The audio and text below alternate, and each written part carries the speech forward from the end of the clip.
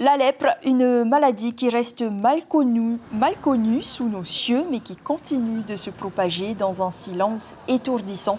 On recense aujourd'hui 8 cas actifs de lèpre et pour eux, l'Ordre de Malte poursuit ses collectes annuelles. Plus d'1 million ont été récoltés l'année dernière, des fonds qui servent notamment à financer des denrées alimentaires pour les malades, car nombre d'entre eux sont issus de familles modestes et grâce à ces dons, les victimes bénéficient également d'une prise en charge médicale. Pour les plus jeunes, surtout, le plus jeune lépreux de Polynésie n'est âgé que de 3 ans, selon le docteur Lam Nguyen, épidémiologiste et bénévole de l'Ordre de Malte. À notre surprise, l'infection continue à se propager, mais à bas bruit dans la population. La preuve en est qu'au cours de l'année 2020, on a détecté 5 nouveaux cas, dont le plus jeune avait 3 ans et qui est toujours sous traitement actuellement. Il y a 3 personnes qui ont autour de 25 ans et une autre personne qui a 35 ou 36 ans. Donc vous voyez que ce sont des jeunes, on ne peut pas dire que c'est une maladie qui touche les vieilles personnes. Et si ces personnes sont jeunes, ça veut dire qu'en fait l'infection continue à bas bruit, ça se propage à bas bruit. Comment expliquer sinon qu'un enfant de 3 ans puisse l'attraper ? Le docteur Lam Nguyen répondait à Kaline Yennar et Christian Dezeau. Une fois par mois, les habitants d'Orofara bénéficient d'une aide en nourriture pour un montant de 5 000 francs. Orofara, un village qui a bien marqué l'histoire du pays. Là-bas, plus personne n'est porteur de la maladie. Ils étaient près d'une 60aine de lépreux dans les années 60. Aujourd'hui, il n'en resterait plus que 5, des Matahiapo qui mènent paisiblement leur vie au milieu des autres villageois.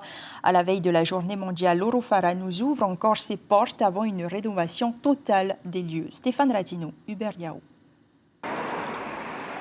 C'est une mémoire dont chacun ici conserve une part, celle du récit des anciens, la transmission familiale qui fait que l'on est d'un lieu. C'est un héritage, un fait. Titawa habite ici depuis l'âge de ses 4 ans. Elle est une battante. Elle préside une association. Aujourd'hui, le village des 120 habitants est à l'intersection d'un passé et d'un horizon. L'un et l'autre s'appellent à se compléter. À moyen terme, le visage d'Orofara devrait changer. Une logique de rénovation urbaine est en place. Là, on a déjà commencé à faire une petite rénovation avec l'aide de l'OPH, justement parce que les maisons commençaient à tomber sur les personnes. Donc, tout ce qui est toiture et tout ont été fait en urgence. Un village qui va changer d'ici quelques années, mais un village qui veut quand même conserver la mémoire, son histoire. Voilà, donc le projet de l'association, c'est la rénovation, mais de garder l'historique du village. Parce que cet endroit a une histoire et on ne veut pas l'oublier. La maison de Cécile est une première expression de la mutation en devenir. Les matériaux OPH ont permis la rénovation de sa maison. Cécile habite ici depuis 60 ans. Aujourd'hui, cette alerte d'âme s'applique toujours autant à soigner son cadre de vie. Un bout de jardin, un coin de paradis. Mais la famille de Cécile parle souvent avec elle de son départ éventuel. Mais elle tient à ce village, mais d'y réfléchir un jour à s'en aller. Et les enfants te disent « Mamie, viens vivre avec nous ». Oui, c'est ça. À chaque fois que je vais là-bas, pendant la Noël, les vacances, ils viennent me chercher. Mais quand tu vas venir ici, il faut venir ici, tu es tout seul là, personne ne s'occupe de toi. Faut venir. Oui, je vais venir, je vais venir. Quand? Tu réfléchis, tu es bien ici, mais en même temps, partir un jour, c'est possible.